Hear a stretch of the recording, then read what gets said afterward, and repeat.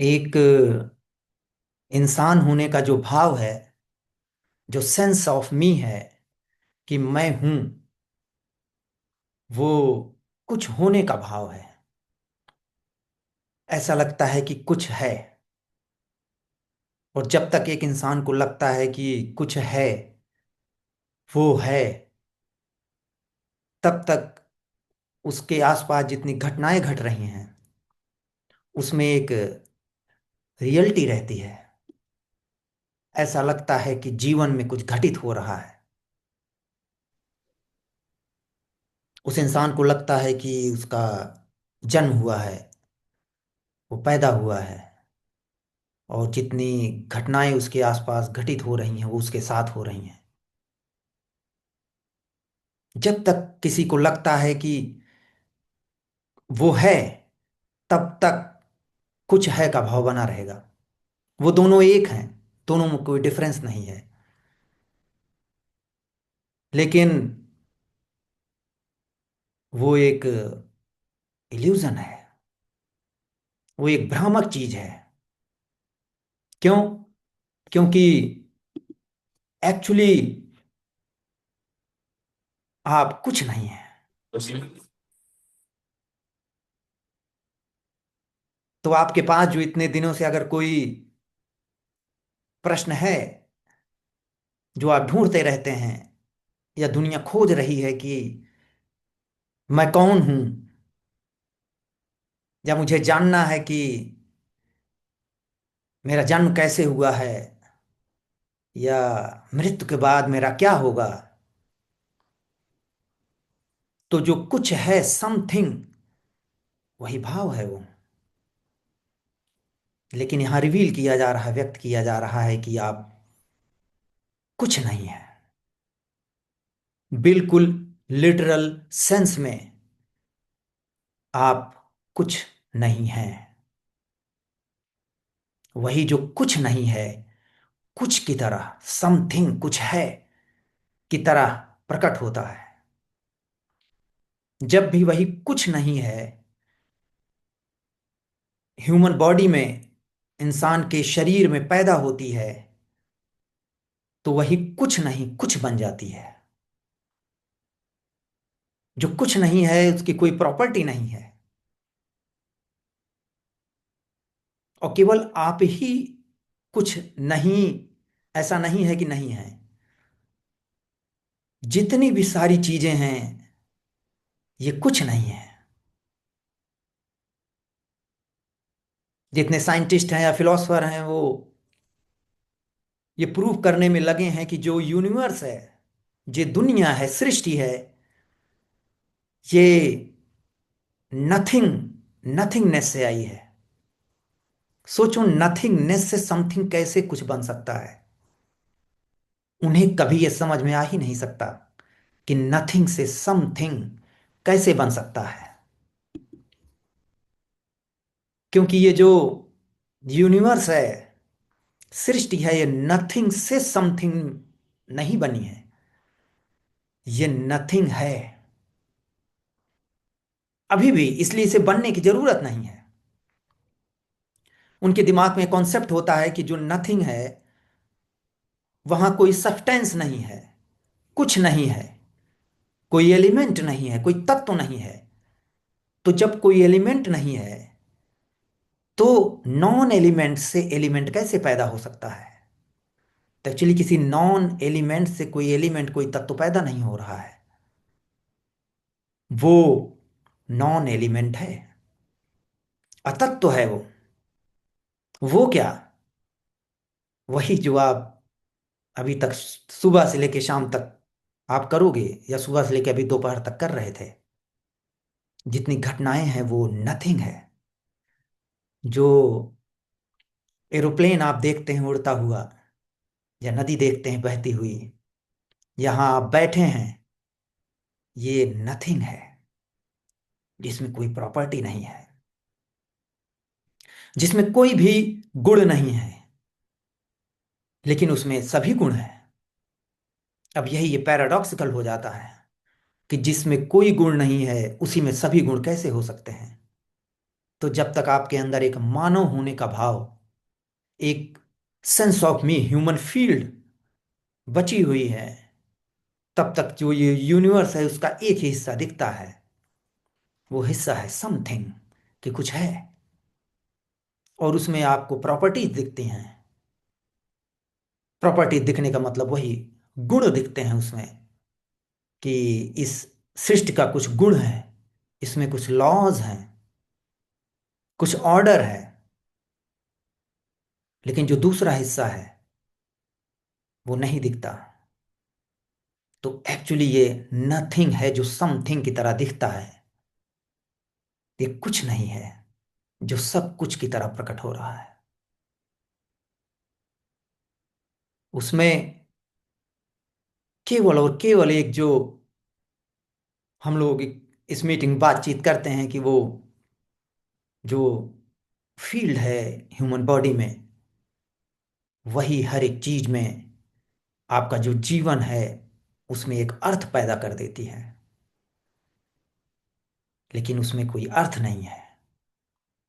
ऐसा नहीं है कि उसका उल्टा है। उल्टा करने की जरूरत नहीं है। जैसे कि आपने सुना होगा कि लोग कहते हैं कि केवल वननेस है, एक है केवल। लेकिन एक नहीं है। एक जो है वो मैथमेटिकल कॉन्सेप्ट है, जो कि जो घटनाएं यूनिवर्स में घट रही हैं उसे जब मैथमेटिकल मॉडल में कन्वर्ट करते हैं तो उसकी जरूरत पड़ती है। जैसे एक चेयर रखी हुई है, दो चेयर रखी हुई है, तीन रखी हुई है, या जो वननेस है उससे पीछे भी आप जा सकते हैं, -1, -2। तो इसको एक कहना, इक्विलिब्रियम को, संपूर्णता को, एक मिसअंडरस्टैंडिंग है, नासमझी है। आप एक नहीं है। एक कॉमन सेंस तो लोगों को लगाना ही चाहिए कि अगर सब एक हैं तो कैसे किसी दूसरे को जब भूख लगी होती है तो उसका जो एहसास है आपको क्यों नहीं पैदा होता, अगर आप एक हैं तो। अगर कोई दूसरा कहीं कष्ट में है तो आपको क्यों नहीं पेन होता, अगर आप एक हैं तो। तो केवल एक सिंपल, बहुत ही सहज बुद्धि से ही अगर कोई कहता है कि नहीं हम सब एक हैं, तो उससे आप समझ सकते हो कि आप एक नहीं हो। लेकिन यहां कहा जा रहा है कि आप अलग नहीं हो। दोनों में अंतर है।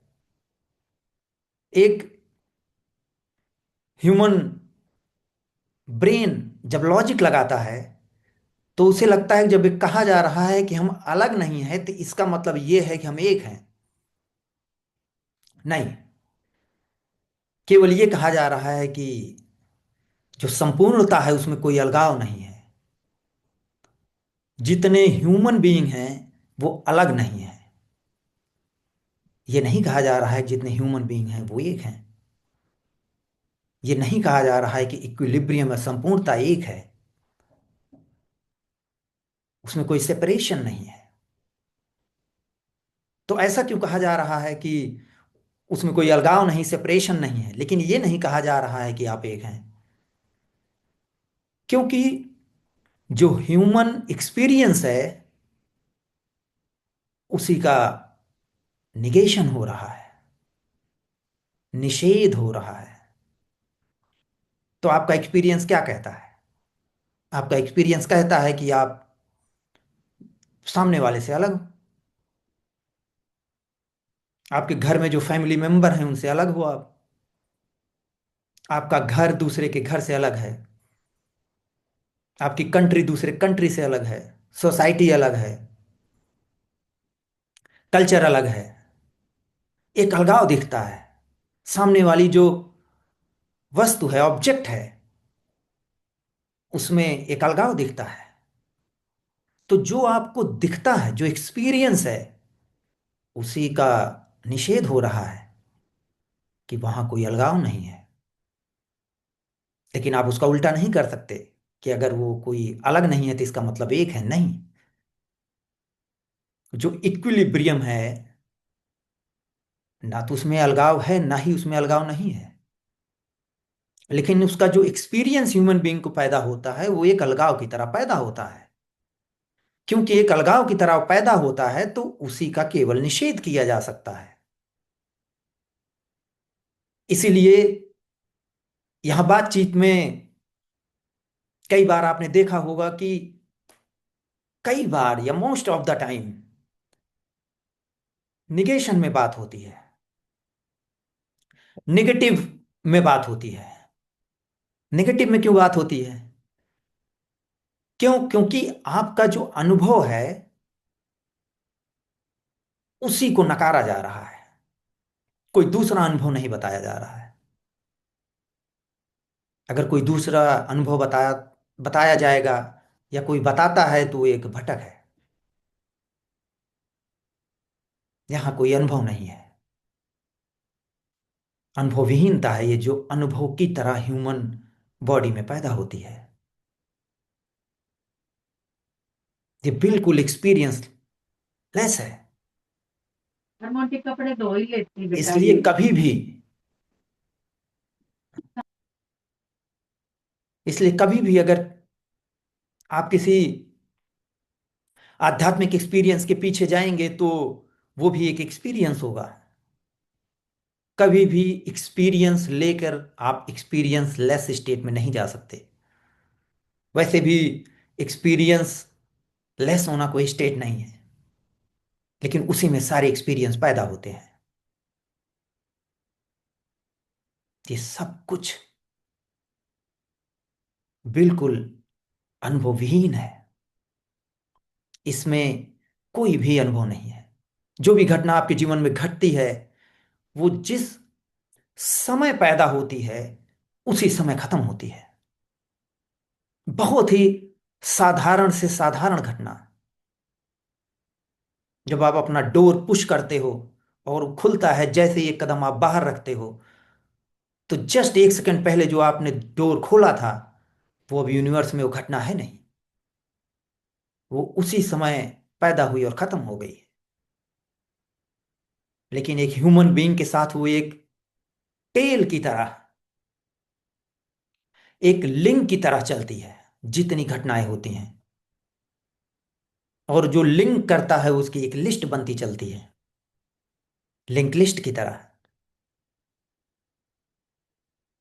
और जो लिंक है वो एक इल्यूजरी लिंक है। आप कभी भी कोई दरवाजा खोलकर बाहर नहीं निकलते, आप कहीं भी नहीं जाते, आप कुछ नहीं करते, आपने कभी कुछ नहीं किया है, क्योंकि वहां कोई करने वाला नहीं है। आप कुछ नहीं सोचते क्योंकि वहां कोई सोचने वाला नहीं है। आप कुछ नहीं सुनते क्योंकि वहां सुनने वाला नहीं है।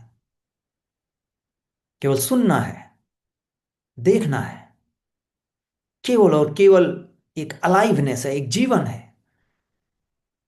एक जीवन है लेकिन उसमें जीने वाला नहीं है। जब एक जीवन होता है और उसमें जीने वाला नहीं होता तो हर एक घटना, हर एक चीज हमेशा नई होती है। हमेशा पहली बार आप ब्रश करते हो, हमेशा पहली बार आप पानी पीते हो, हमेशा पहली बार आप किसी से बात करते हो।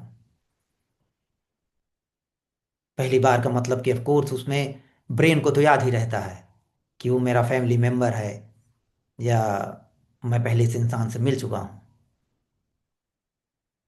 लेकिन उसमें जो समथिंग का भाव है, एक्सक्यूज मी, वो भाव एक नकली भाव है जो ह्यूमन, एक इंसान होने के भाव से पैदा होता है, लेकिन वो भाव वहां है नहीं, इल्यूजरी भाव है।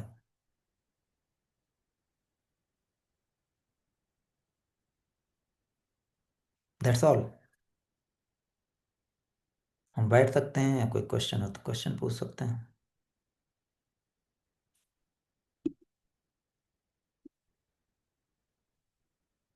ओके, हर्ष कह रहे हैं नमस्ते सर, नमस्ते।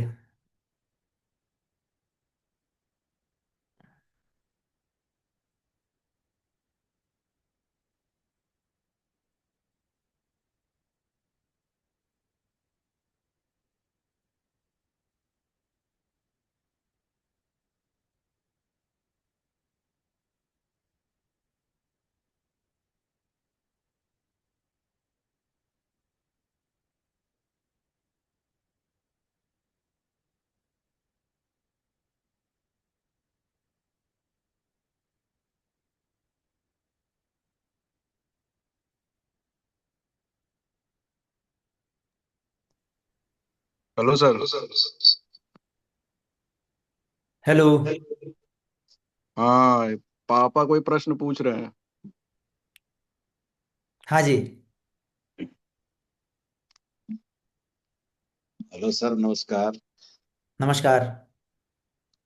जैसे आपने कहा कुछ नहीं है वही सब कुछ है, अब कुछ नहीं है वही सब कुछ है, तो सर है क्या? इसका सारांश क्या होगा? हाँ, तो जैसे आप एक जीवन जी रहे हैं, अभी बैठे हैं इस संपूर्णता मीटिंग में, एक प्रश्न पूछ रहे हैं, तो इसमें एक एहसास होगा आपके अंदर कि आप वास्तव में वहाँ बैठकर ये प्रश्न पूछ रहे हैं। तो यहाँ बताया जा रहा है कि वो आपको इसलिए लगता है क्योंकि आपके शरीर के अंदर एक एक ऊर्जा है, या एक फील्ड है, जिसे हम लोग मैं हूं का भाव कहते हैं, कि मैं अस्तित्व में हूं। तो जब किसी भी इंसान को ये लगता है कि वो अस्तित्व में है, वो डिसीजन ले रहा है, उसके अंदर एक कर्ता भाव पैदा हो जाता है कि वो करने वाला है। जैसे ही करने वाला का एक भाव पैदा होता है, वैसे ही जो काम किया जा रहा है उसमें वास्तविकता आ जाती है, मतलब वो रियल हो जाता है। तो आपका जो प्रश्न है कि वो फिर है क्या, केवल यही प्रश्न है जो आप पूछ रहे हैं, कि जो कुछ नहीं है वही सब कुछ है, तो फिर है क्या। केवल यही प्रश्न है वहां जो आपको वास्तविक लग रहा है, लेकिन ये प्रश्न भी वहां नहीं है।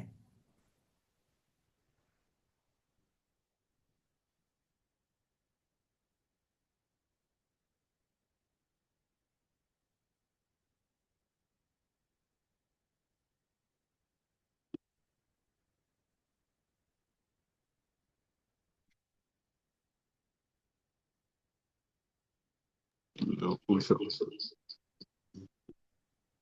सर, एक और प्रश्न है। हाँ जी। क्या पूछ? नमस्कार सर। ये सर, कुछ नहीं सब कुछ नहीं, तो ये संसार है क्या? ये फिर ये हाँ, तो ये ठीक है। तो ये जो संसार आपको दिखाई देता है, जैसा भी आपको दिखाई देता है, ये बताया जा रहा है कि वैसा ये है नहीं। लेकिन जैसा आपको दिखाई देता है, वो इसलिए दिखाई देता है कि जहाँ जहाँ एक ह्यूमन बॉडी होती है, एक शरीर होती है, उसी के अंदर एक और एनर्जी पैदा हो जाती है। जो कौन सी एनर्जी है आप जानते हैं। वो एनर्जी है, वो ऊर्जा है, स्वयं के होने का एहसास।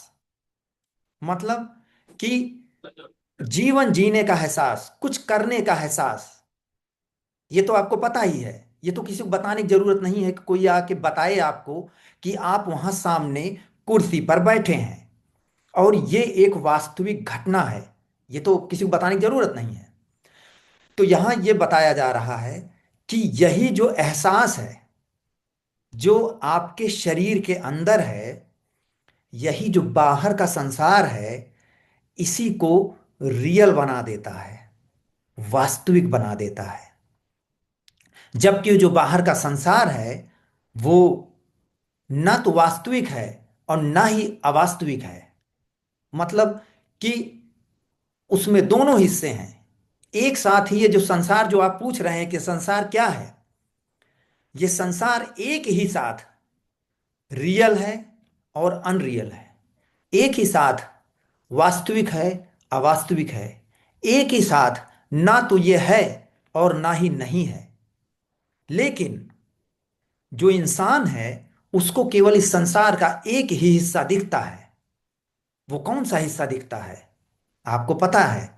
आप संसार देखते हैं। तो जो आपका प्रश्न है कि ये संसार जो दिखता है ये क्या है, ये जो भी दिखता है आपको, आपके शरीर में जो वो फील्ड है, जो ऊर्जा है, वो मौजूद है। उसी की मौजूदगी की वजह से ये संसार जैसा भी दिखता है वैसा दिखता है, लेकिन वो ऐसा है नहीं।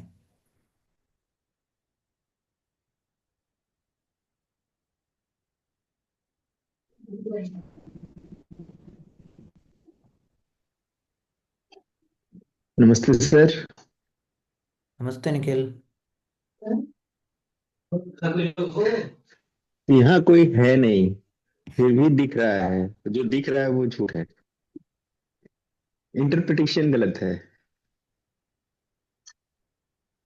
जब इंटरप्रेट करने वाला ही नहीं है तो इंटरप्रिटेशन जो हो रहा है वो तो गलत ही हो गया सारा। सब कुछ जो सोचा जा रहा है, जो देखा जा रहा है, जो भी इंटरप्रिटेशन चल रहा है, सही की या गलत की, दोनों ही गलत है एक साथ। बिल्कुल। तो वो जो इंटरप्रिटेशन चल रहा है, जो साधारण चीजें जीवन की आपके इंटरप्रिटेशन हैं, वो ब्रेन करता है, उसमें कोई बुराई नहीं है। लेकिन जो आप लाइफ से रिलेटेड इंटरप्रिटेशन करते हैं कि लाइफ क्या है, या लाइफ कैसे ओरिजिनेट हुई है, यूनिवर्स कैसे बना है, या यूनिवर्स क्या है, या मैं कौन हूँ, ये जितनी इस टाइप की इंटरप्रिटेशन है वो सब इल्यूजरी इंटरप्रिटेशन है। भ्रामक चीज है वो एक भ्रम है। कभी भी साथ में किसी के बारे में भी अगर करते हैं तो वो भी गलत है, क्योंकि जब आंख ही नहीं है तो देख कैसे ली। नहीं, मैं समझा नहीं अगर किसी आपने। के बारे में भी कुछ सोचे, हाँ हाँ। अगर हम किसी के बारे में भी सोचते हैं वो ऐसा है या ऐसा है, वो अच्छा है या गलत है, तो इंटरप्रिटेशन तो पूरी तरीके से गलत हुई ना सर। जब आंख ही नहीं है तो देख कैसे ली? जब कोई है ही नहीं मौजूद, इंटरप्रिटेशन कर कैसे हो, कैसे गया? फिर वो पूरा गलत ही हुआ वो तो। करेक्ट। नहीं तो उसमें क्या हो रहा है कि जो आंखें हैं, आंखों का काम तो देखना है ही, क्योंकि आंख सरवाइव कर रही है, उसमें कोई नहीं नहीं, बुराई अंदर नहीं जो है। बैठा है अंदर कोई नहीं है जो कहता है ना मैं देख रहा हूँ, मैं सोच रहा हूँ, हाँ बिल्कुल मैं निर्णय बिल्कुल। ले रहा हूँ। बिल्कुल। तो जो देखने की, जो सीइंग है, इसकी जो घटना घट रही है, इसका इसकी ओनरशिप लेना, वो वो वहां नहीं है।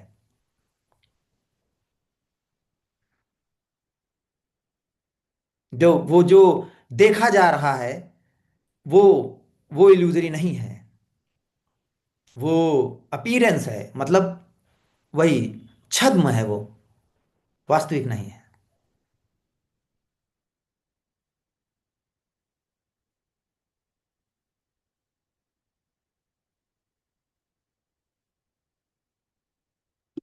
ओके, किसी का प्रश्न है चैट में? क्या ये जो दिखता, नहीं, क्या लिखा है, क्या ये जो दिखाई देता है वो शून्य से निर्माण होता है? नहीं, जो दिखाई देता है वो शून्य है, वो निर्माण नहीं होता। यही थोड़ी देर पहले हम लोग डिस्कस कर रहे थे कि जो क्रिएशन दिखता है, कोई क्रिएशन नहीं है, केवल ट्रांसफॉर्मेशन है। मतलब एक चीज का दूसरी चीजों में कन्वर्ट होना, बदलना। और वो आप देख सकते हैं कि कैसे एक चीज से दूसरी चीज पैदा हो रही है। कभी भी नथिंग से, मतलब जो शून्य है, शून्य से कभी भी समथिंग, कुछ पैदा नहीं हो सकता, क्योंकि वहां कुछ नहीं है। एक्चुअली कुछ पैदा ही नहीं हो रहा है, केवल ट्रांसफॉर्मेशन चल रहा है, जो कि ह्यूमन बीइंग को रियल लगता है, लेकिन वो रियल नहीं है। तो जो ये हम लोग जो यहाँ बैठ के डिस्कशन कर रहे हैं, ये शून्य है जो इस तरह प्रकट हो रहा है। ये बिल्कुल इम्प्टी है, एकदम खोखला है। आप उसको बिल्कुल पकड़ नहीं सकते। आपके जीवन की जितनी घटनाएं हैं, जितनी वस्तुएं हैं, कोई भी ऑब्जेक्ट हो, पूरा का पूरा जो संसार आप देखते हैं या जो आप जीवन जीते हैं, वो बिल्कुल इम्प्टी है। जो इम्प्टी है वही एक सॉलिड की तरह प्रकट होता है, जबकि वो सॉलिड नहीं है। तो कोई भी शून्य नहीं है जो किसी और चीज में बदलता हो। क्यों? क्योंकि बदलने में समय लगता है, और ये समय विहीन है, बिल्कुल टाइमलेस है। तो कोई भी चीज शून्य से परिवर्तित नहीं हो रही है। जो चीजें हैं वो खुद स्वयं में शून्य है।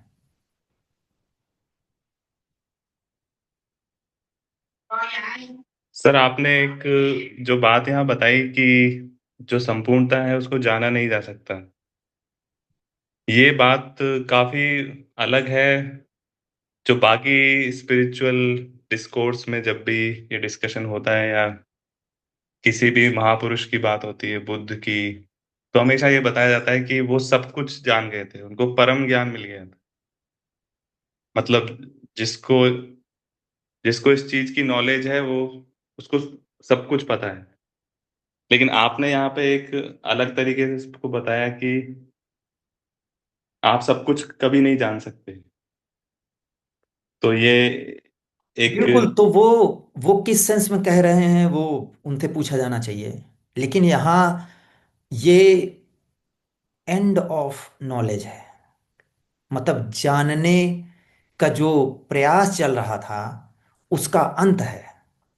तो आप इस चीज से समझो, हो सकता है पास्ट में मैंने वो एक एग्जांपल दिया था कि आप मैथमेटिशियन हो, बहुत बड़े गणितज्ञ हो, और कोई चीज सॉल्व कर रहे हो, जैसे वो n = np और समथिंग, क्या वो बहुत बड़ी प्रॉब्लम है। आप सोचो, आप सॉल्व करते जा रहे हो, तो ऐसे जो लाइफ की मिस्ट्री है आपको सॉल्व करना है।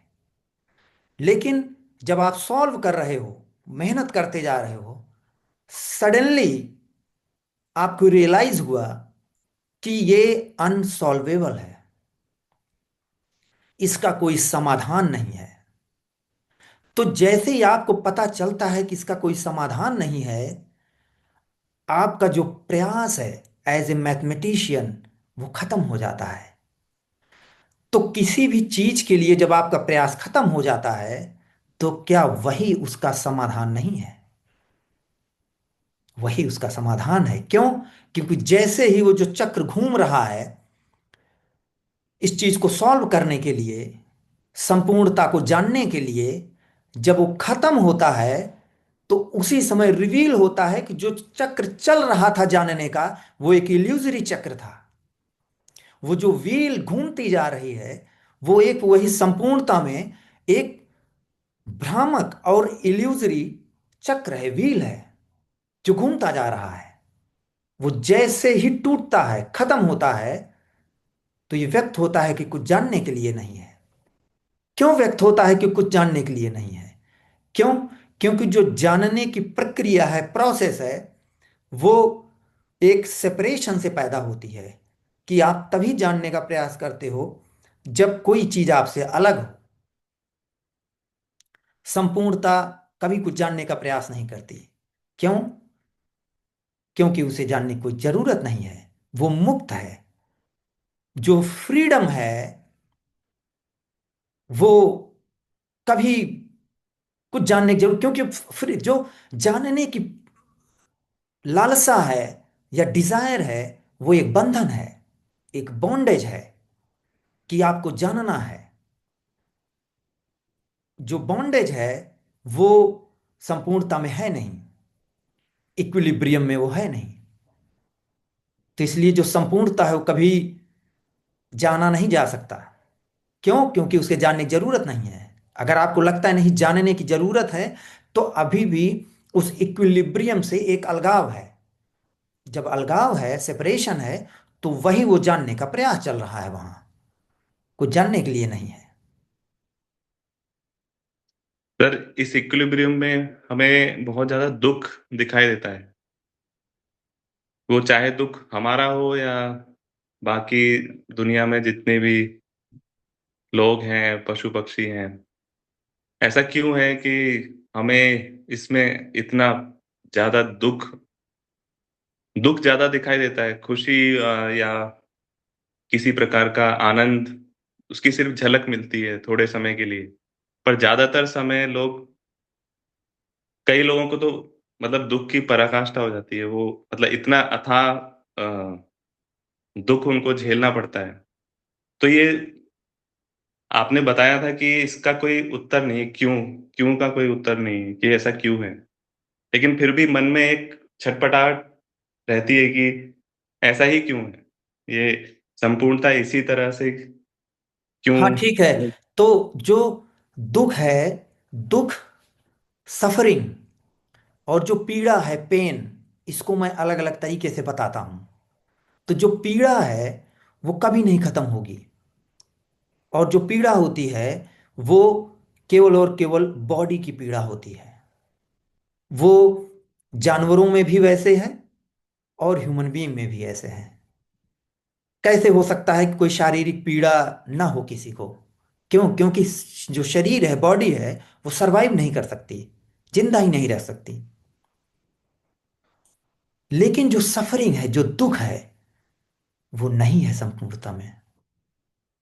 कभी कभी मुझे लगता है कि इस चीज को कैसे कैसे मैं किसी को बिल्कुल बता दूं कि वहां कोई दुख नहीं है, कोई सफरिंग नहीं है।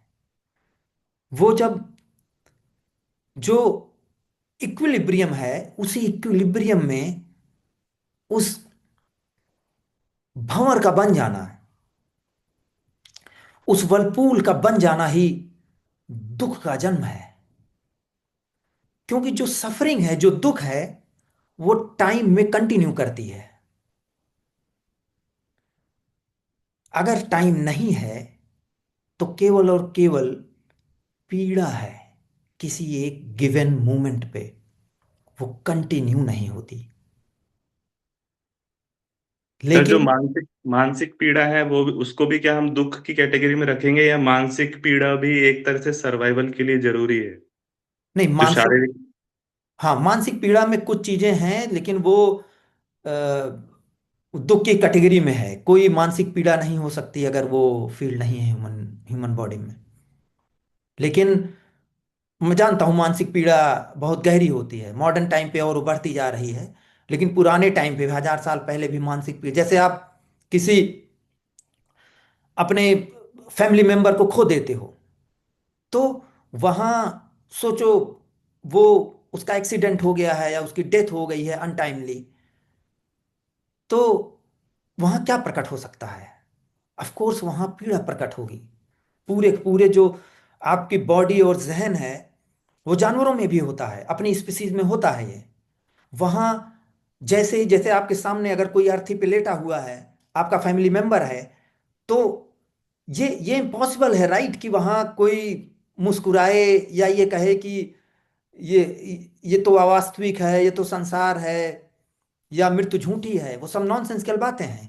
वहाँ पूरी की पूरी एक जो एक संबंध होता है, उससे एक पीड़ा वहां पैदा होगी।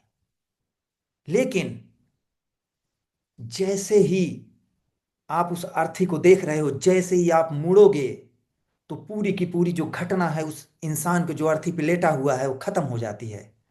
और दूसरी तरफ जैसे ही आप मुड़ते हो, तो आप दूसरी चीज में एंगेज हो जाते हो। क्यों? क्योंकि जैसी पुरानी घटना जो घटित हुई है, वो आपके साथ वो चिपकती नहीं है। वही जो आपके शरीर में फील्ड है, उसका चिपकाव हो जाता है।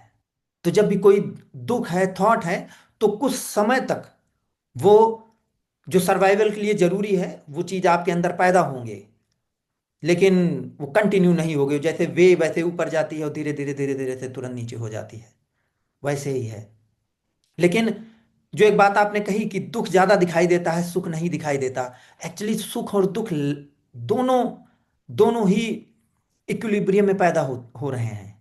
लेकिन दुख इसलिए ज्यादा दिखाई देता है क्योंकि जो ह्यूमन बॉडी है वो दुख से ज्यादा भागने की कोशिश करती है। क्यों? क्योंकि जो दुख है उसका रिलेशन सर्वाइवल से ज्यादा है। तो आपको अगर कहीं 2 दिन पहले सुख मिला है और वही 2 दिन पहले कहीं दुख मिला है तो आपको दुख ज्यादा याद रहेगा। क्यों? क्योंकि ऐसे ही बॉडी डेवलप हुई है कि आपको दुख से भागना है।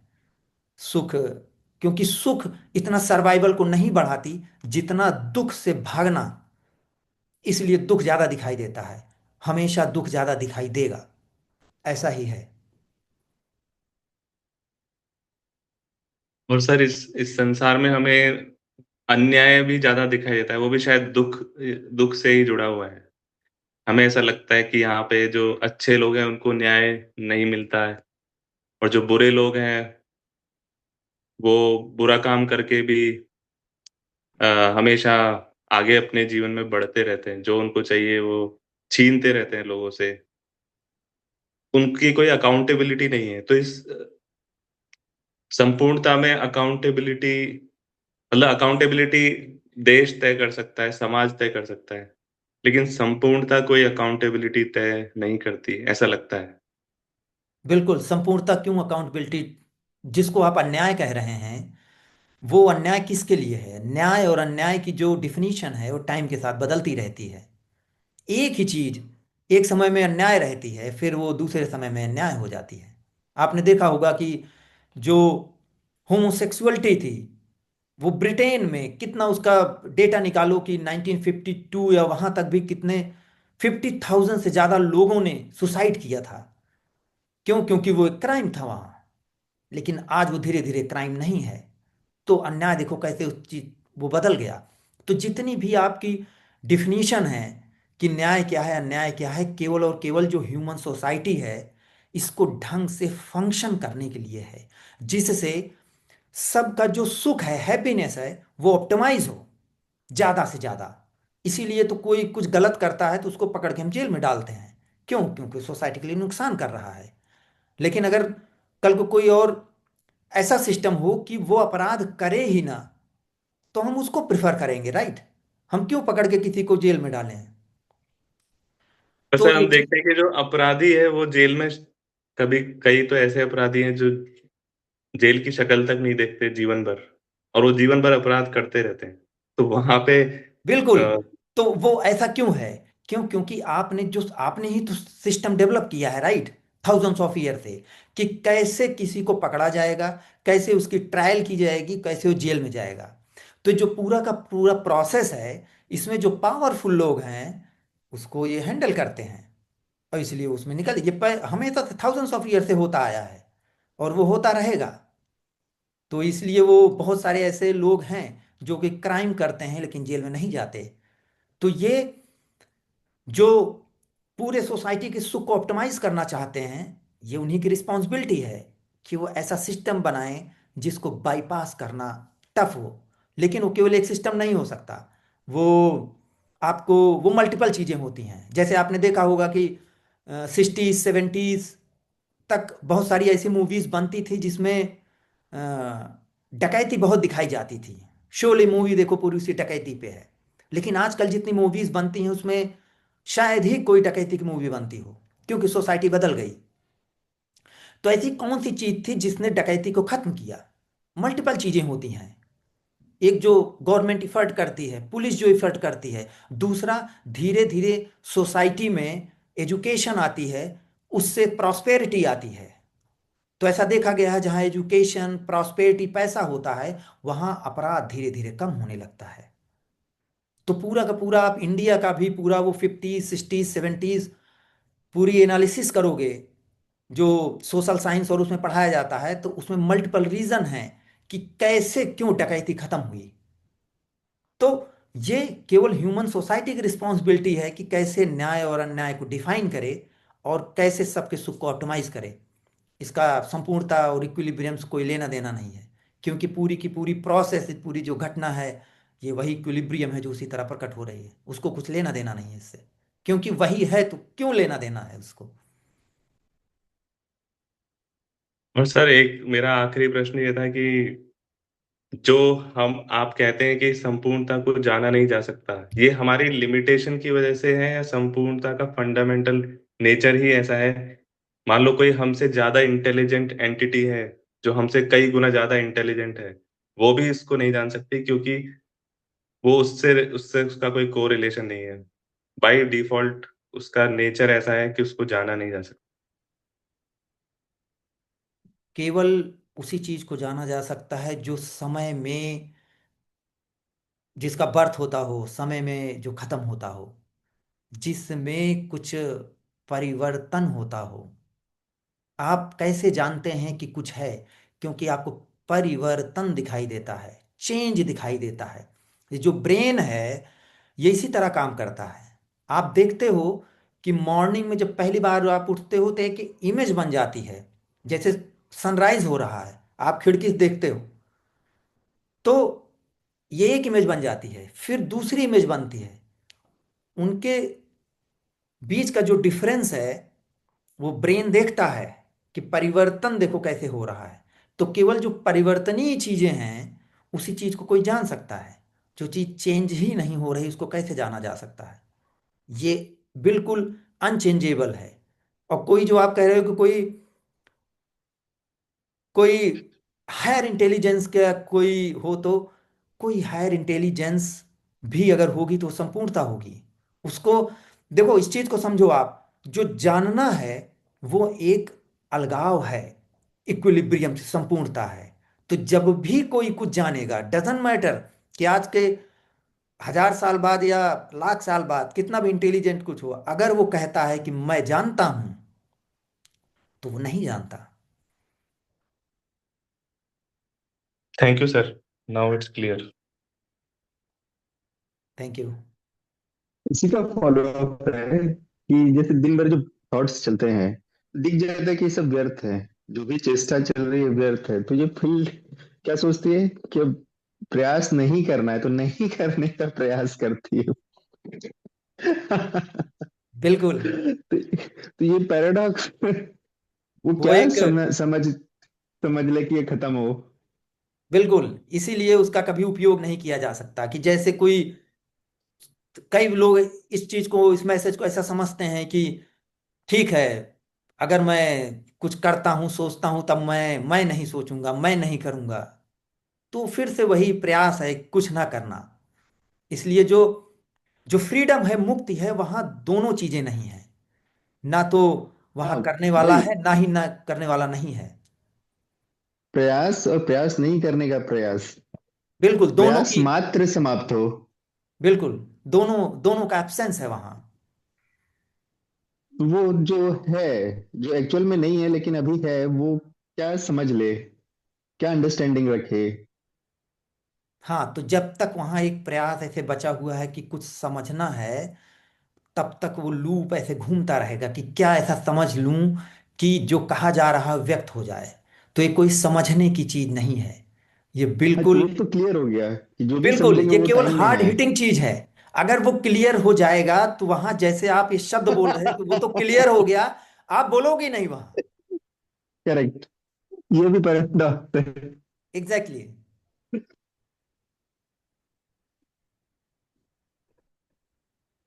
लेकिन ऐसा लगता है कि बोझ हट गया, क्योंकि फैक्ट है, कोई लॉजिकल है जो हम जान रहे हैं, वो टाइम बेस्ड को ही जान रहे हैं, और जो टाइम में है वो चेंज हो जाएगा। कोई मीनिंगफुल जानना है ही नहीं वो। हाँ, आप बीच में बोल रहे थे तो आपकी वॉइस जो है ना, वो काफी ब्रेक हो रही थी। तो वो ठीक है। हाँ, टाइम में, अगर टाइम में कुछ लॉजिकल भी, है, हाँ जी, जो आप बोल रहे हैं बिल्कुल लॉजिकल है कि जो भी जान रहे हैं वो टाइम में है, और जो टाइम में है वो चेंज हो जाएगा, तो ये कोई मीनिंगफुल जानना भी नहीं है। एक तो जानने वाला नहीं है, और एक जो जानने की प्रक्रिया भी टाइम में है। Exactly exactly. केवल वो ट्रांसफॉर्मेशन चल रहा है, वो एक से दूसरी चीज, दूसरी तीसरी चीज केवल हाँ, ऐसे ये यही दोनों बदलता जा रहा लूप है। बना रही है क्या सर? हाँ जो जी। लूप चल रही है, ये जो लूप चल रहा है, जो साइकिल चल रही है, ये जानने की या कोई भी प्रयास करने की, यही अपने आप को सस्टेन कर रही है। हाँ, आपकी आवाज फिर ब्रेक हो रही थी। तो जो जो लूप है, जो अपने लूप आप को चल रहा इसी है। तरीके से सस्टेन कर रही है, वो साइकिल चला के। हाँ ठीक है, जो लूप, जो साइकिल चल रही है वो वही आप चला रहे हो उसे, मतलब वही ह्यूमन फील्ड है जो उसे चला रही है, कि कुछ ना कुछ है जो जानने के लिए है, कुछ ना कुछ है जो समझने के लिए है। जब तक कि वह अपने आप ब्रेक ना हो जाए। तो अपने आप कैसे ब्रेक हो सकती है? तो कई बार ऐसे डिस्कशन में, ऐसी बातचीत में, जैसे चार दोस्त बैठे हैं, वैसे यहाँ लोग बैठे हैं, तो आप कुछ कह रहे हो तो यहाँ जो कोई एक कहेगा कि नहीं ऐसा नहीं है, नहीं ऐसा नहीं है। तो कई बार जो लूप वो घूम रहा है वो जाके हिट करता है और ब्रेक हो जाता है।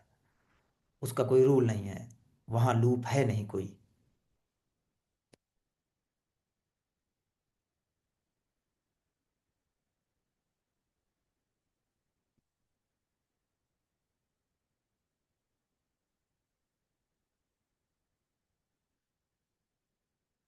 ओके।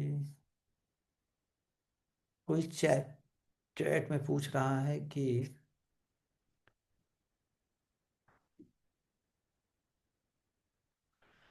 ये जो मैं होने का एहसास बचपन में तो सिर्फ हल्का फुल्का होता है, लेकिन समय बीतते बीतते ये लौह स्तंभ की तरह इतना मजबूत क्यों हो जाता है?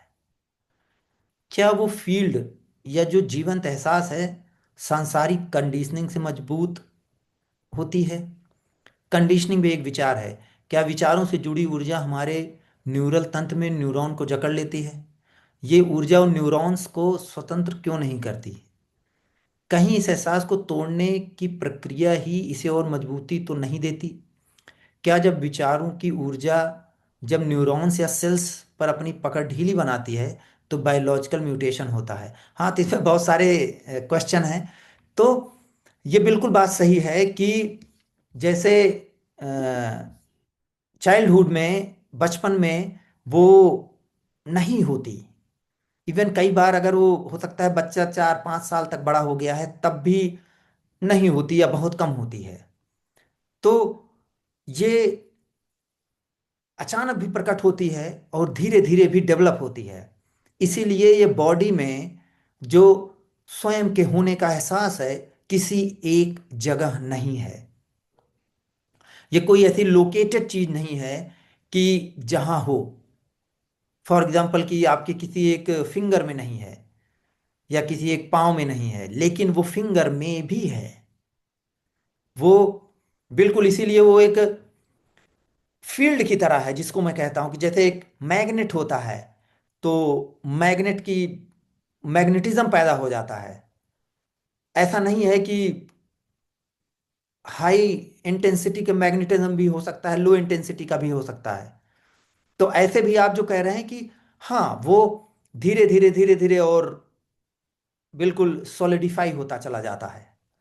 और एक एक सर्टेन एज पे आप जो भी है, जब बच्चा पहली बार उसे लगता है कि वो कुछ कर रहा है, वो करने वाला है, या वो अपने लाइफ का डिसीजन ले रहा है, तो वही आप कह सकते हो उसका एंड पॉइंट है, जहां अब हो सकता है और सॉलिडिफाई ना हो।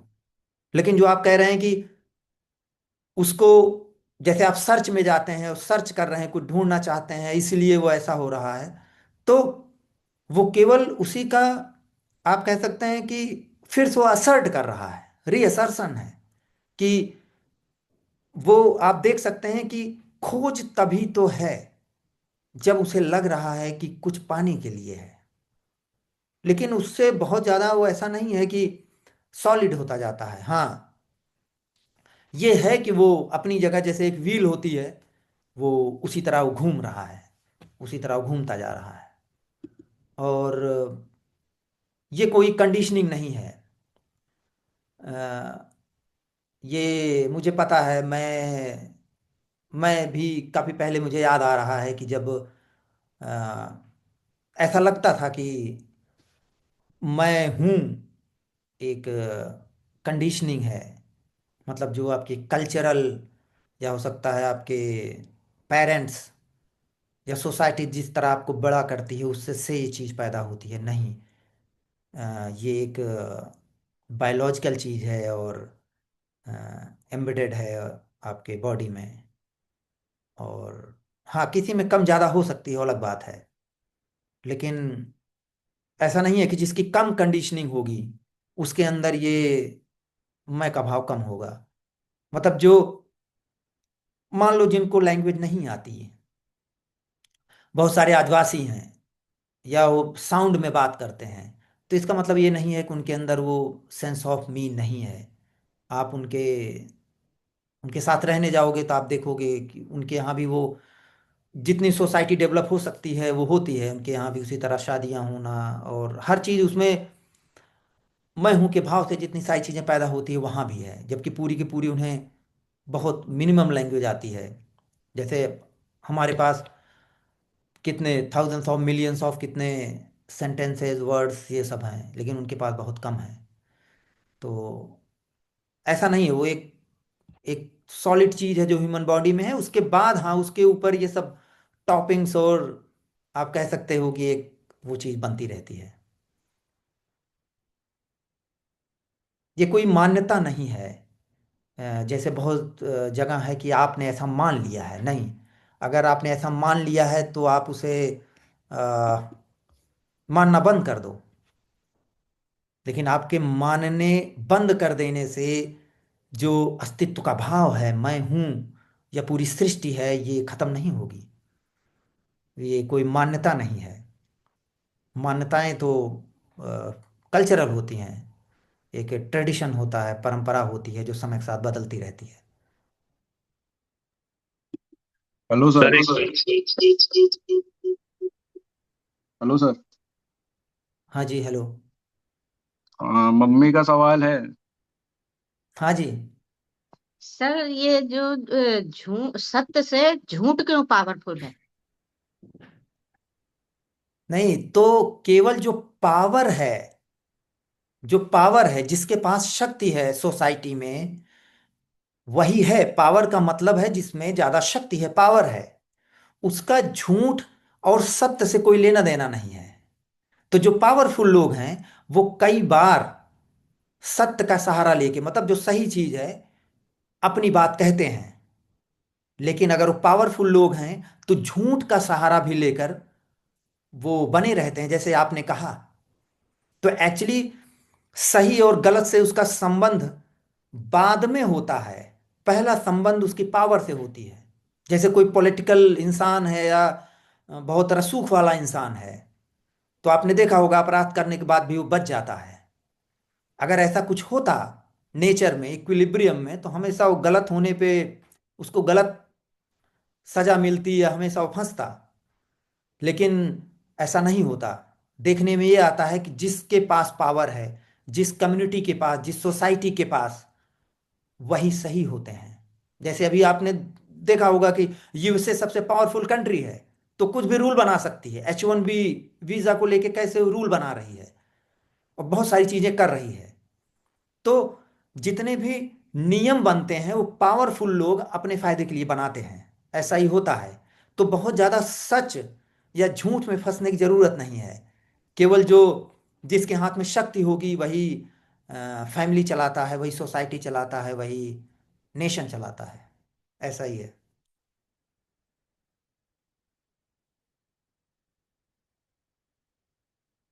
सर, अगर किसी व्यक्ति का जिसका फील्ड मेल्ट हो चुका है और जिसके जीवन में ये नहीं हो पाया किसी रीजन से, उन दोनों जीवन में कोई अंतर है या फंडामेंटली दोनों सेम है? दोनों सेम है, दोनों दोनों में कोई अंतर नहीं है, एक ही चीज है। लेकिन वही है कि वो इंसान के रेफरेंस से जब देखा जाता है तो उसे अंतर दिखता है। यही यहाँ बताया जा रहा है कि कोई भी इक्विलिब्रियम में, संपूर्णता में कोई अंतर नहीं है, एक जैसे हैं दोनों। और कुछ जरूरी कुछ नहीं है कि किसी की फील्ड मेल्ट हो या ना हो। तो जो शरीर जिनकी फील्ड मेल्ट ना हो पाए उनको भी अंततः जब वो शरीर मर जाएगा तो वैसे भी वो उससे मुक्त हो ही जाएंगे, मतलब। छद्म रूप में, नॉट इन रियलिटी, मतलब अपेरेंटली। क्यों? क्योंकि अभी भी वहां नहीं है वो। वहां बैठ के आप जो क्वेश्चन पूछ रहे हो, वहां कोई फील्ड नहीं है। लेकिन अगर भविष्य में जाके ऐसा कुछ होता है जैसा आप बता रहे हैं कि जो बॉडी है वो डिसइंटीग्रेट होगी नेचर में, तो जो फील्ड है उससे पहले संपूर्णता में मेल्ट होती है, अपेरेंटली, छद्म रूप में। Thank you sir. Thank you.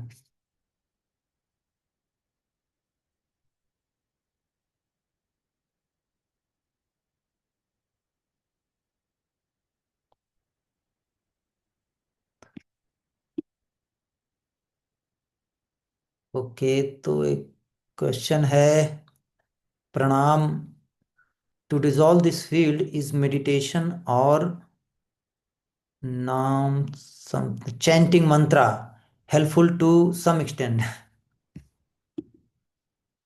Okay, तो प्रश्न है कि कोई भी स्पिरिचुअल प्रैक्टिस, ये केवल साधना हो या मंत्र का आप कुछ जाप करते हैं, उन सब में कोई बुराई नहीं है। जिसको करना है वो कर सकता है। उसको खुद जब रियलाइज होना होगा तो रियलाइज होगा कि जिस चीज के लिए वो कर रहा है वो कब घटित होगा, ये हो भी रहा है कि नहीं, ये उसके लिए सही है कि नहीं, या वो जो मेथड है वो सही है कि नहीं, ये उस इंडिविजुअल पे डिपेंड करता है। यहाँ कोई सजेशन नहीं है कि आप उसे करो या ना करो। लेकिन आपका जो प्रश्न है क्या वो हेल्पफुल होगा, बिल्कुल नहीं होगा। कोई भी मेथड, कोई भी प्रयास कभी भी हेल्पफुल नहीं होता। वो केवल आपको आध्यात्मिक एक्सपीरियंस दे सकता है, जिससे आपको लग सकता है कि आप कुछ कर रहे हैं और कुछ करने से कुछ हो रहा है। वो एक इल्यूजरी व्हील है जो वो बिल्कुल घूमता रहता है। आपको अगर कुछ चैंट करना है तो आप कर सकते हैं, लेकिन उसका उस फील्ड से कोई लेना देना नहीं है। वो कुछ पाने के लिए वहाँ, इवन मोस्ट ऑफ द लोग जो चैंटिंग करते हैं, यहाँ आपने भले इस तरह फ्रेम करके इस क्वेश्चन को पूछा, उन्हें पता भी नहीं है कि वो क्यों चैंटिंग कर रहे हैं। उनके दिमाग में एक इल्यूजरी गोल बना हुआ है, जिसको भी मानते होंगे वो, कोई ईश्वर है या कोई है, कि वो प्राप्त हो जाएगा। प्राप्त होना क्या होता है उन्हें ये भी नहीं पता, क्योंकि उन्हें लगता है कि कोई वस्तु जैसे प्राप्त होती है। कोई मकान आप खरीदते हो, एक गाड़ी खरीदते हो, कोई रिलेशनशिप में जाते हो, हर जगह एक प्राप्त होने का भाव बना होता है कि मतलब समथिंग यू आर गेटिंग। तो जब वो चैंटिंग करते हैं तो उन वो इस इल्यूजन में है कि सिमिलर वे में कोई चीज है जो उन्हें प्राप्त होगी।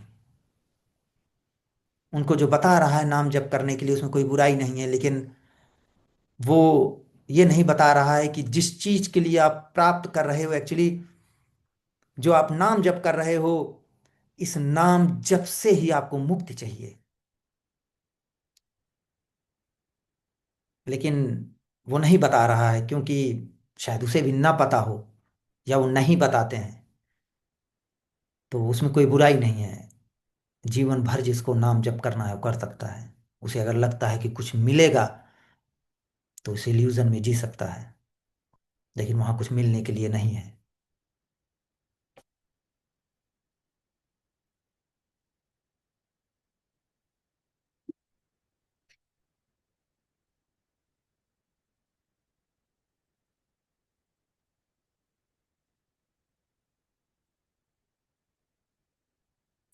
सर, हाँ जी। पापा का प्रश्न है। हाँ जी। नमस्कार जी। हाँ जी, आवाज नमस्कार। नहीं है सर। ये है, कुछ करने से ना करने से कुछ नहीं मिलता है, तो ये संसार बसा क्यों है? तो आपस में ये संघर्ष और लालच क्यों चल रहा है? हाँ, तो इसका बहुत ही स्ट्रेट आंसर है कि कोई संसार नहीं है और ना ही कुछ चल रहा है, लेकिन ये समझना बहुत मुश्किल है।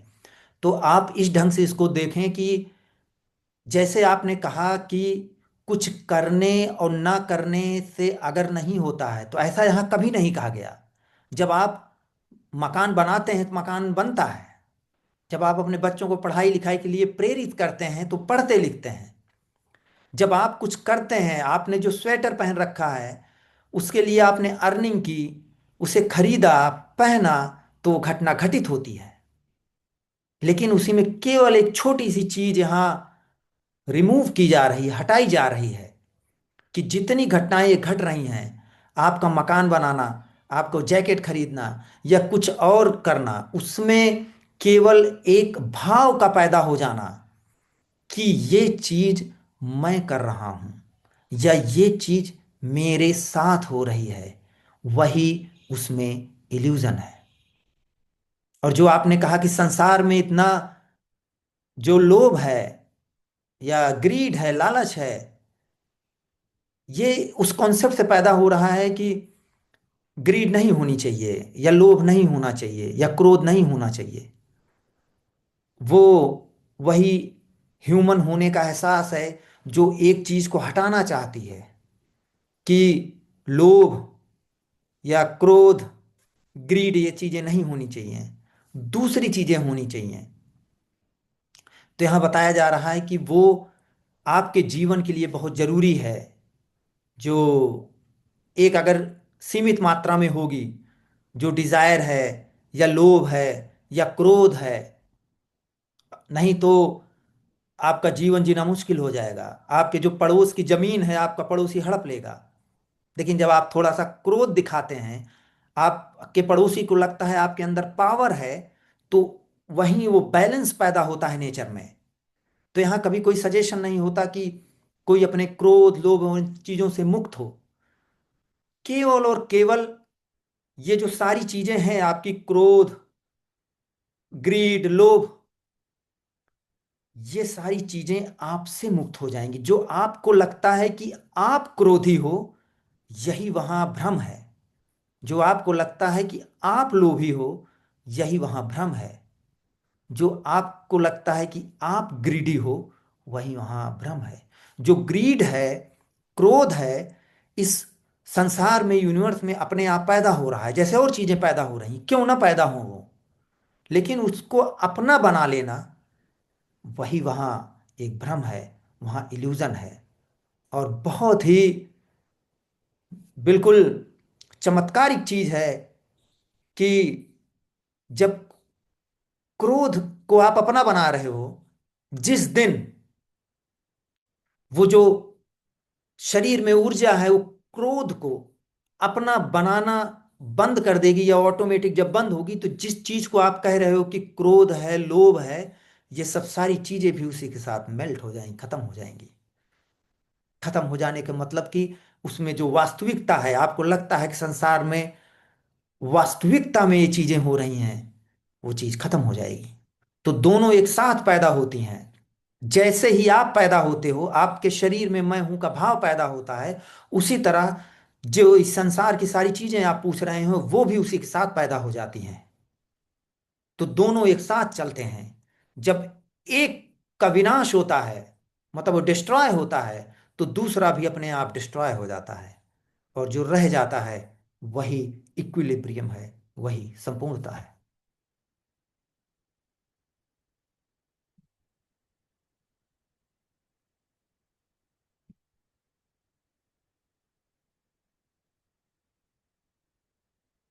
हम्म।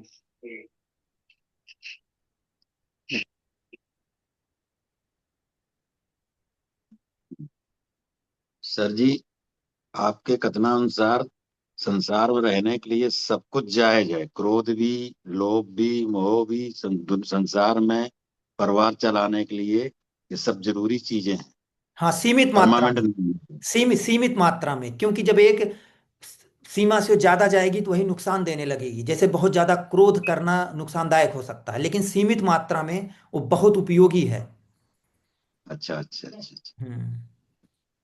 नहीं तो आप अपने बच्चे को नहीं संभाल पाओगे।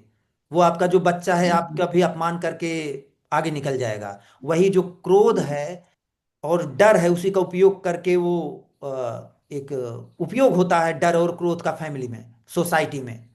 तो एक सीमित मात्रा एक में उसका औषधि, बहुत अच्छा उपयोग है। औषधि रूप में चाहिए। बिल्कुल बिल्कुल, औषधि रूप में चाहिए वो सब। मतलब कोई चीज गलत नहीं है इस संसार में। हाँ नहीं, वो जैसे ही एक लिमिट से ज्यादा हो जाएगी तो गलत हो जाएगी। जी जी। एक औषधि रूप में आप बैलेंस अगर करके चलोगे तो हर एक चीज आपको परफेक्ट रहेगी। और वही केवल एक चीज है, वही जो हम लोग बातचीत करते हैं, वही जो पूरी इक्विलिब्रियम है उसी में बिल्कुल इम्बैलेंस पैदा कर देती है। तो इसको आप अपने ब्रेन से और उससे भी अपने जीवन में औषधि रूप में हर एक चीज को यूज करके बैलेंस रख सकते हो। उसकी बहुत जरूरत है। इसके माने कोई चीज गलत नहीं है। नहीं, कोई चीज ना तो गलत है ना तो सही है। जैसे एक लिमिट से ऊपर नीचे होगा वो गलत सही हो जाएगा। ये उसी ये तरह है संसार में जैसे सर। आप गाड़ियां चलाते हैं, राइट? 80 की स्पीड में जा रहे हैं, जी सही है, उसके ऊपर गवर्नमेंट ने लिखा है कि इसके ऊपर आप जाओगे चालान कटेगा। तो जैसे 80 से जी। 81 किलोमीटर पर आवर होता है आपका चालान कट जाएगा वो। ऐसे ही है। तो सामाजिक सुधार के लिए हर चीज जरूरी है। बिल्कुल हर चीज, आपका क्रोध, आपका लोभ, आपकी करुणा। क्योंकि कई बार आपने देखा होगा आपका कोई फैमिली मेंबर है, वो क्रोध से नहीं मान रहा है क्योंकि वो भी बहुत जिद्दी है। तो आपकी जी वहां जी करुणा काम आती है। जी जी। तो आप जब उसे अपने प्रेम से गले लगा लेते हो या कुछ ऐसा बलिदान करते हो जिससे उसको लगता है कि ये तो बहुत मुझे चाहते हैं, तो वो परिवर्तित हो जाता है। तो करुणा भी काम आती है। सर ये भौतिक जीवन जीने के लिए, जैसे संसार में कहा जाता है ये पाप है ये पुण्य है, हमारा शरीर प्रकृति है, प्रकृति के लिए प्रकृति ने सब कुछ दिया है, तो इसमें जायज नाजायज फिर कहाँ से आ जाता है? जैसे कोई कहता है नॉन वेज है, वेज है, तो संसार में हर जगह अलग अलग प्रवृत्ति है, सब कुछ है, तो इसमें गलत सही कहाँ से आ जाता है?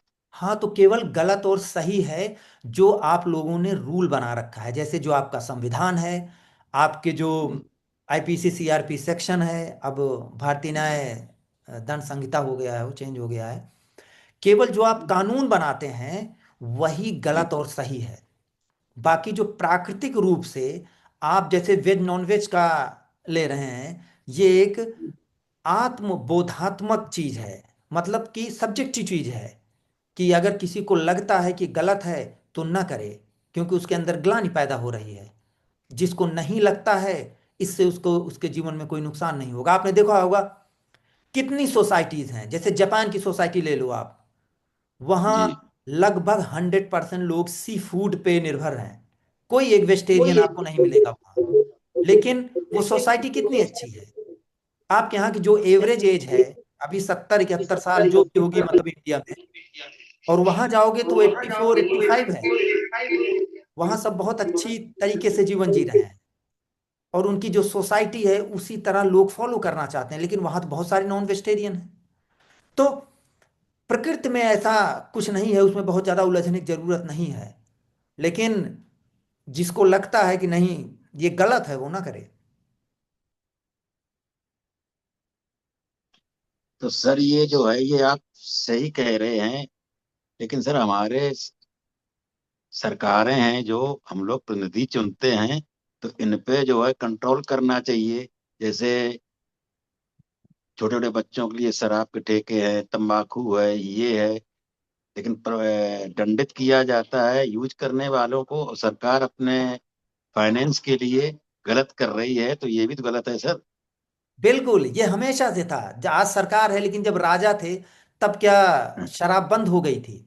तो कभी नहीं बंद होगी वो। इसी को तो यहाँ बताया जा रहा है कि केवल दृष्टि एक पैदा होनी है कि देखिए नेचर में हो क्या रहा है। कि गवर्नमेंट चाहे तो वो शराब बंद कर दे कि चलो बच्चों पे इसका बुरा असर पड़ेगा, लेकिन जैसे ही आप बंद करोगे तो आप देखोगे कि इसके नुकसान भी हो रहे हैं। जैसे स्मगलिंग बढ़ जाएगी।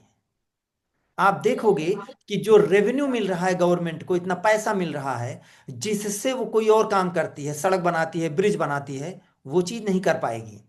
और ऐसे लोग हैं नेचर में, आप कितनी भी बंदी कर दो वो शराब पिएंगे। ऐसा हजारों साल से प्रकृति में हमेशा है। शराबबंदी से उसमें थोड़ी सी लिमिट हो जाएगी, दूसरे अपराध भी बढ़ सकते हैं। तो जिनको पीना है वो पिएंगे ही, जिनको नहीं पीना है, लेकिन हाँ थोड़ा सा आप कल्चर अगर बदलते हो, चेंज करते हो, तो उसका प्रभाव पड़ता है। तो जो जो प्रतिनिधि हैं, जैसे आप कह रहे हो वो कर सकते हैं, नहीं वो नहीं कर सकते, क्योंकि जो प्रतिनिधि हैं वो हमारी सोसाइटी से चुन के जाते हैं, तो जानते हैं कि सोसाइटी क्या चाहती है, इसलिए वैसे डिसीजन वहां पैदा होते हैं।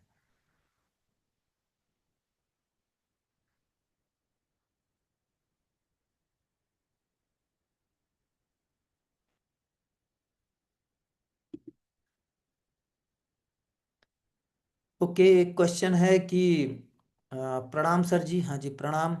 जिस तरह से एक देह से देह जन्म लेता है, देह में उस समय कोई सेंस ऑफ मी नहीं। बिल्कुल सही बात है। उस समय उस फील्ड का बीज या चेतना का बीज बायोलॉजिकल उस देह में आया। ठीक है, ये अचानक 2 या 3 साल बाद उस देह में अंकुरित हुआ, बिल्कुल सही है। ये अंकुर वृक्ष कैसे बन गया जो काटे नहीं करता?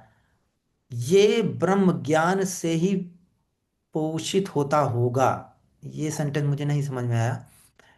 कौन से कारण है, तत्व हैं जो इसे मजबूत बनाते हैं, या इसका स्वरूप जैसा बचपन में था वैसा ही हमेशा रहता है? हाँ, तो जैसे थोड़ी देर पहले हमने डिस्कशन किया कि ये बच्चे में नहीं होता, और ये केवल बायोलॉजिकल जो चीज है, ह्यूमन बॉडी है, उसके एक स्पेशल कॉम्बिनेशन से जो इक्विलिब्रियम है, संपूर्णता है, उसमें सब कुछ है।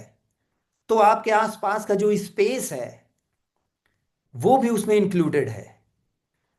उसी में वो फील्ड पैदा हो जाती है, एक कंट्रैक्शन पैदा हो जाता है जिसे सेंस ऑफ मी कहते हैं। वो चीज टाइम के साथ नहीं बदलती लगभग, जब एक बार पैदा हो जाती है तो वो लगभग आप वही 8 9 साल का बच्चा है, उसके बाद शायद नहीं बदलती, या जो भी है, जिस टाइम पे सबके लिए अलग अलग होता है। इसीलिए तो देखो, आप आध्यात्मिक प्रैक्टिस में कितनी बार वो बताते हैं कि आप जब 18 साल के थे तब भी मैं हूं का भाव वही है जब आप 48 ईयर्स के हो। तो आध्यात्मिक प्रैक्टिस में आपको बताते हैं कि देखो हर चीज बदलती जा रही है, आपकी बॉडी बदल गई, संसार बदल गया, आपके रिश्ते बदल गए, लेकिन इस बदलाव को जो देख रहा है वो नहीं बदला। वो आध्यात्मिक प्रैक्टिस है। वो जो बता रहा है वो इल्यूजन में है। उसे लगता है कि कोई एक चीज है जो इस बदलाव को देख रही है। एक्चुअली जो चीज है जो बदलाव को देख रही है वही फील्ड है, देख रही है, जो इल्यूजरी फील्ड है वो।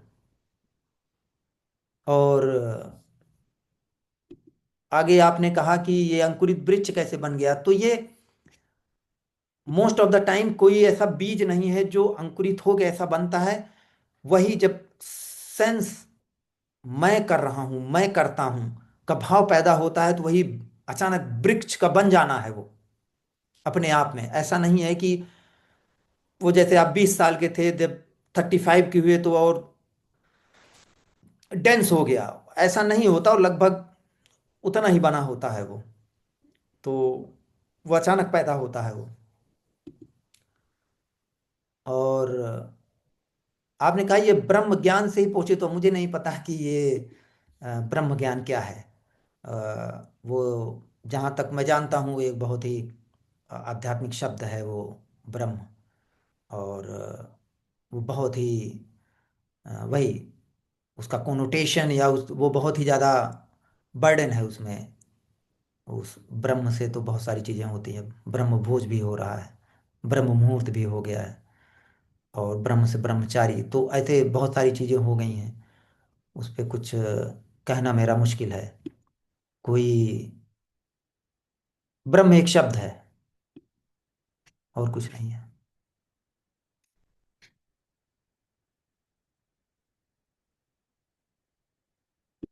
फिर आपने कहा है कि कौन से कारक हैं जो इस तत्व को मजबूत बनाते हैं। हाँ, तो केवल मजबूत नहीं, केवल उसमें मैं हूं का रियलाइजेशन होता है बार बार, जब आप जैसे लाइफ में बहुत दुखी होते हैं या आपको क्रोध आता है या कोई भी ऐसी घटना होती है जो आपके साथ चिपकती चलती है, जिसको हम वही ट्रॉमा कहते हैं या दुख कहते हैं, सफरिंग कहते हैं। वो वो चीज ऐसी इसको, और क्योंकि वो कि एनर्जी ऊर्जा कैटलिस्ट की तरह है वो बॉडी के अंदर, तो जब भी कोई घटना आती है उसे चिपक जाती है तो वो और उसे जैसे वर्लपूल होता है और घूमने लगता है। तो हर एक घटना उस पर इम्पैक्ट डालती है।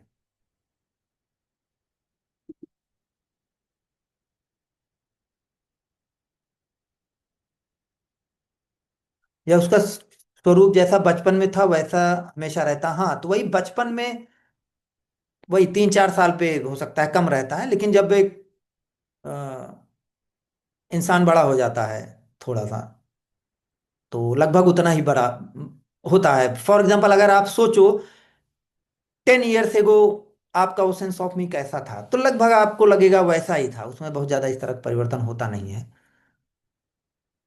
जब तक कि बहुत बड़ी घटना ना हो आपके लाइफ में।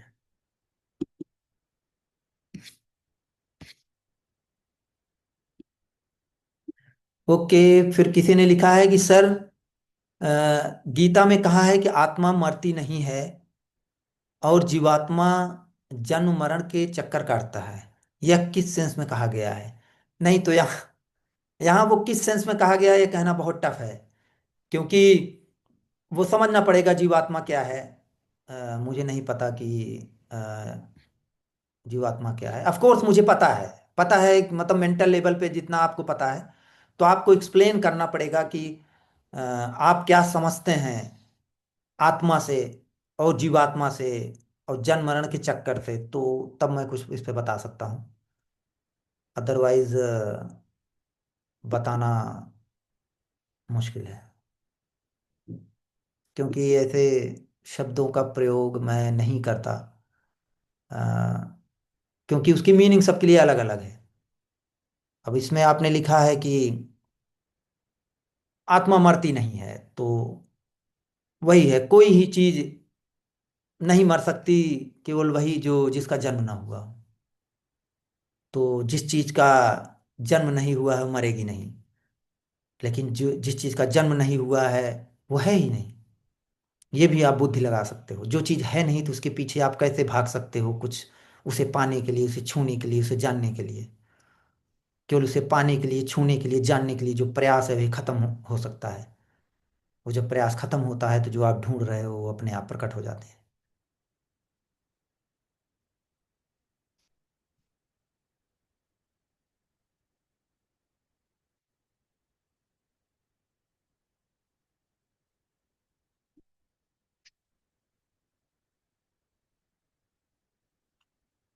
सर, संपूर्णता इतनी परफेक्ट क्यों नजर आती है? जैसे हर चीज, हर पैरामीटर एकदम नाप तोल के जैसे किसी ने बनाया हो। जैसे स्पीड ऑफ लाइट है, या जो भी फिजिकल चीजें हैं वो बहुत ऐसा लगता है जैसे डिजाइन्ड है। इवन हम समझ रहे हैं बुद्धि के स्तर पे कि ये नहीं है डिजाइन, फिर भी ऐसा लगता है। ऐसा क्यों लगता है? हाँ, वो केवल लगता है। कल को आपको मिल सकती है ऐसी चीज जो लाइट की स्पीड से भी तेज चलती हो। बिल्कुल मिल सकती है। अभी भी क्वांटम मैकेनिक्स में आपने देखा होगा वो क्वांटम इंटेंगलमेंट, पता नहीं, ये थोड़ा साइंटिफिक हो जाएगा। उसमें जैसे ही एक जब उसे इंटेंगल कर दिया जाता है, तो इंटेंगल करने की प्रोसेस बहुत कठिन है। उसे आप देख सकते हो कैसे दो पार्टिकल्स को इंटेंगल किया जाता है, और एक में जब मेजरमेंट किया जाता है तो इमीडिएटली, मतलब लाइट की स्पीड से भी ज्यादा इमीडिएटली दूसरे में वो परिवर्तन दिखता है। मतलब मेजरमेंट, उसकी स्पिन को जब आप इधर मेजर करोगे तो यहाँ होता है, इंस्टेंट होता है।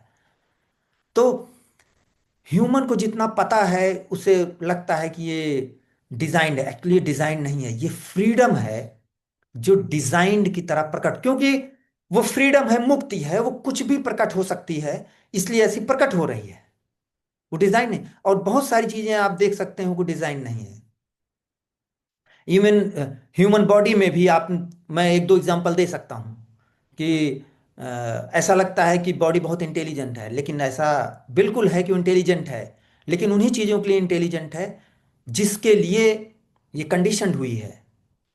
तो फॉर एग्जांपल एक छोटी सी स्मेल जो इसको अच्छी नहीं लगती तुरंत डिटेक्ट कर लेती है। लेकिन आप सोचो कार्बन मोनोऑक्साइड जो कि ऑर्डरलेस होती है, गंधहीन होती है, ये बॉडी मर जाती है लेकिन उसको डिटेक्ट नहीं कर पाती। क्यों? जब इतनी इंटेलिजेंट है तो क्यों नहीं करती? क्यों? क्योंकि over the time millions of year से ये एक्सपोज नहीं हुई उस गैस के लिए, क्योंकि वो गैस नेचर में इतनी आसानी से पाई नहीं जाती, तो इसलिए ये डेवलप नहीं हुई। तो हर चीज डेवलप हुई है, और बहुत सारी ऐसी चीजें हैं जिसकी जरूरत नहीं है। अदरवाइज अगर आप डिजाइन करोगे, डिजाइनर होगा, तो जो पुरुष होते हैं, मेल, उनको निप्पल की क्या जरूरत है? कोई डिजाइनर है या डिजाइन हुआ है तो आप निप्पल दोगे उन्हें? नहीं दोगे। लेकिन है। और ऐसे आपकी बॉडी में बहुत सारी चीजें हैं जिसकी जरूरत नहीं है, या ओवर द टाइम अब जरूरत नहीं है। तो ये एक डिजाइन की तरह ये दिखता है, ये डिजाइन है नहीं, ये फ्रीडम है, मुक्ति है, जो ऐसी प्रकट हो रही है। हाँ सर, इसमें कई बार ऐसा लगा कि इट्स एक कॉम्बिनेशन है, जैसे डिटर्मिनिज्म और नॉन डिटर्मिनिज्म, मतलब रोलिंग द डाइस। मतलब कुछ भी संभावनाओं में से एक पैटर्न पैदा होता है। जैसे इनफाइनाइट पॉसिबिलिटीज है, उसमें से एक पॉसिबिलिटी ये है जो ऐसे प्रकट होती है, और हमें ऐसा इल्यूजन होता है कि ये है। बिल्कुल वही है। वो केवल एक एहसास है, एक इल्यूजन है कि ये चीजें ऑर्डर में है और हर चीज डिजाइंड है। वो फ्रीडम है, मुक्ति है, जो इस तरह प्रकट हो रही है। कुछ भी प्रकट हो एक सकता एक फिलोसॉफिकल एक वो है कि अगर एक रूम में एक मंकी को रखें और उसको इनफाइनाइट टाइम दें कीबोर्ड पे टाइप करने के लिए, तो शायद कभी एक समय ऐसा आएगा जब वो एक शेक्सपियर की बुक लिख सकता है। वो भी एक पॉसिबिलिटी है। है। तो बिल्कुल। उसी तरह से शायद ये जो हमें सब कुछ जो महसूस हो रहा है, ये उसी तरह से एक अनंत जो संभावना है उनमें से एक संभावना हमें प्रकट हो रही है। बिल्कुल। लेकिन ये वही कहना कि अनंत संभावनाओं में से एक है जो है, तो अनंत में एक नहीं हो सकता, उसे तुरंत वो क्वांटिफाई कर दिया ब्रेन ने। वो हाँ, वो अनंत है। वो अनंत कभी ह्यूमन ब्रेन जान नहीं सकता। तो वो अनंत है जो इस तरह एक डेफिनेट चीज की तरह क्योंकि अनंत है वो, तो डेफिनेट चीज तरह प्रकट हो सकती है। जो डिसऑर्डर है वो एक ऑर्डर की तरह प्रकट हो सकता है। जिस तरह आप रेगिस्तान देखते हैं, उसमें आपने देखा होगा जब हवा चलती है तो कई बार कितने बढ़िया पैटर्न बन जाते हैं उसमें। क्यों? क्योंकि वो डिसऑर्डर है, वहां कुछ है तो एक ऑर्डर पैदा हो सकता है। तो जितना ऑर्डर आपको दिख रहा है, ये वही इक्विलिब्रियम है जिसमें वो ऑर्डर पैदा हो रहा है। और जरूरी नहीं है कि यही ऑर्डर हो, कुछ भी पैदा हो सकता है। आज अर्थ है, कल ना हो, कहीं और जीवन हो सकता है या ना हो, doesn't matter. Hello sir. Hello. सारे सवाल पूछे मैंने। नहीं, आपकी आवाज नहीं आ रही है। हेलो हाँ जी, अब आ रही है। सर, आपसे बहुत सारे सवाल पूछे और पता चला कि यार सामने जो है पर्सन वो बिना फील्ड का है। तो स- सही सवाल क्या हो सकता है आप जैसे पर्सन से, क्या पूछा जाए? हाँ, बिना बिना फील्ड का इंसान पूछ सकता है कि आप कॉफी पीने चलेंगे मेरे साथ? यही प्रश्न हो सकता है उसका, केवल साधारण जीवन का। क्या मूवी देखने चलेंगे, या किसी भी पार्क में बैठेंगे, या टेबल टेनिस खेलने चलेंगे? That's all.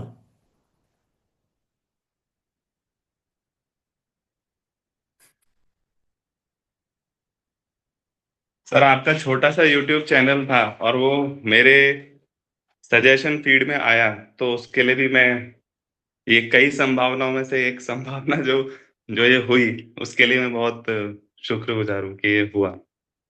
क्योंकि इतना, इतने बड़ा जो समुद्र है चैनलों का, उसमें हो सकता है ये कहीं खो जाता, लेकिन किसी तरह से ये मेरे फीड में आया। बिल्कुल। तो क्यों आया? वो उस तरह हम्म। वही प्रकट हो रहा है अक्सर। जिसका जिसमें जो इंटरेस्ट होता है वैसी ही चीजें घटित होती हैं उसके आसपास। वो इसीलिए आप जो थोड़ी देर पहले कह रहे थे ना, इतना वो रैंडम भी नहीं है। तो जो यूट्यूब और उन सब पे एल्गोरिदम चलती है, वही एल्गोरिदम लाइफ में भी चलती है। कि आपका जो इंटरेस्ट होता है उसी टाइप के आपके फ्रेंड्स बनते हैं। आपका जो इंटरेस्ट होता है वैसे ही लोग मिलते हैं आपको। आपका जो इंटरेस्ट होता है वही चीज़ आगे बढ़ती है आपकी लाइफ में। तो वो आपको अगर ये चैनल मिला तो वो कोई रैंडमनेस नहीं है। बिल्कुल सर, थैंक यू। जी। ओके, तो एक क्वेश्चन और है, इसे ले लेते हैं। क्या है? प्रणाम सर जी, प्रणाम। फील्ड का मेल्ट हो जाना या स्वयं के एहसास का समाप्त हो जाना, क्या एक ही बात है? हाँ, दोनों एक बात है। आप कहते हैं कि ऐसा कोई संदेश जो कभी कभी हिट कर जाता है इस फील्ड या एहसास को समाप्त कर सकता है। बिल्कुल कर सकता है। आप भी तो कभी ना कभी ऐसा संदेश हिट किया होगा। वो क्या था? वो यही संदेश था। तो लेकिन मैंने पास्ट में भी बताया है कि मुझे एक चीज नहीं समझ में आती थी। वो बुद्धिज्म में मैंने कभी पढ़ा था, कभी नहीं समझ में आई। और केवल उसे समझने का प्रयास खत्म हो गया। और वो वही थी।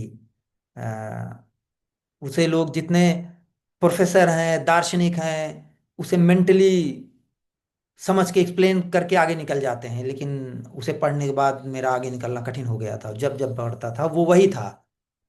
नो सेल्फ का कॉन्सेप्ट, कि नो सेल्फ क्या है, कैसा है, क्यों है। तो जब, क्योंकि वो रियली समझा नहीं जा सकता, क्योंकि वो अब्सेंस है।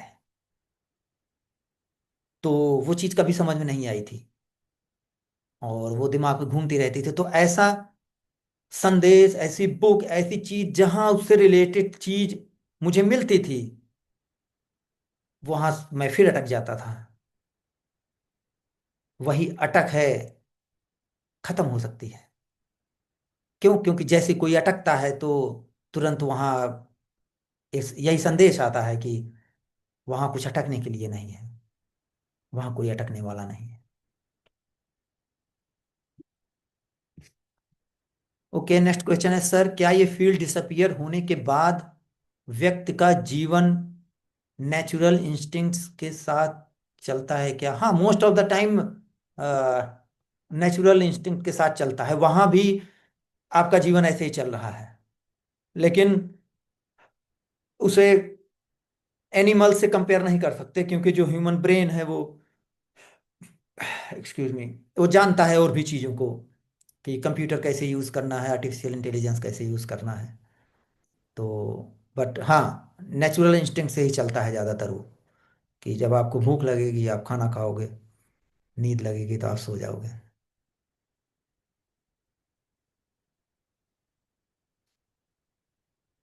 एक ही शब्द बचता है उसके लिए कि वो सब कुछ अद्भुत है।